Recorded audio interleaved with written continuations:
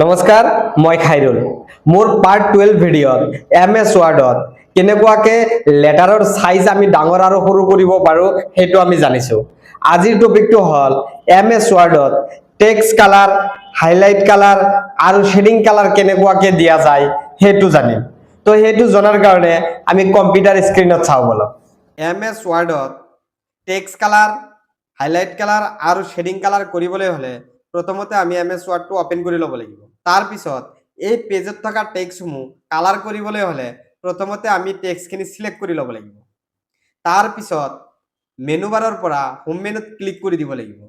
তাৰ পিছত ইয়াত ফন্ট ভাগত ইয়াত এটা এ অপচন আছে ফন্ট কালাৰ বুলি, আৰু এই অপচনৰ ওচৰত এটা এৰো সিম্বল আছে, তাত ক্লিক কৰি দিয়াৰ লগে লগে বহুত কালাৰ শো কৰিব, আৰু ইয়াৰ পৰা যেটো কালাৰ আপুনি সিলেক্ট কৰি ল'ব আপোনাৰ টেক্সট কালাৰটো সেইটো কালাৰেদি টেক্সট কালাৰ হৈ যাব। আৰু টেক্সটখিনি যদি হাইলাইট কৰিব খোজে তেতিয়া হলে আপুনি যিখিনি হাইলাইট কৰিব খুজিব সেইখিনি আগত সিলেক্ট কৰিব লাগিব। তাৰ পিছত মেনু বাৰৰ পৰা হোম মেনুত ক্লিক কৰিব লাগিব।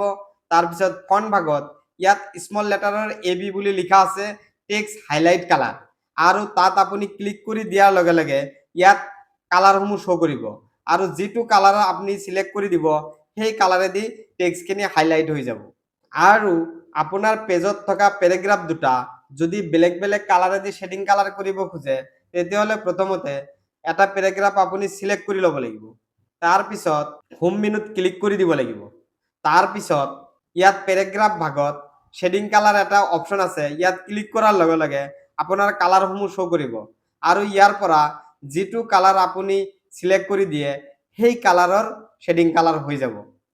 আৰু নেক্সট পেৰাগ্ৰাফ যদি আপুনি বেলেগ কালাৰেদি শেডিং কালাৰ কৰিব খোজে তেতিয়াহলে আকৌ এই পেৰাগ্ৰাফটো সিলেক্ট কৰি ল'ব লাগিব, আকৌ হোম মেনুত ক্লিক কৰিব লাগিব, আকৌ শেডিং কালাৰত যাই বেলেগ এটা কালাৰ সিলেক্ট কৰাৰ লগে লগে আপোনাৰ শেডিং কালাৰটো বেলেগ কালাৰেদি হৈ যাব।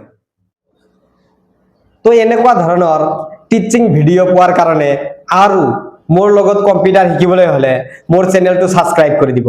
মোৰ চেনেলটোৰ নাম হৈছে এছকে এডুকেশ্যন নলবাৰী।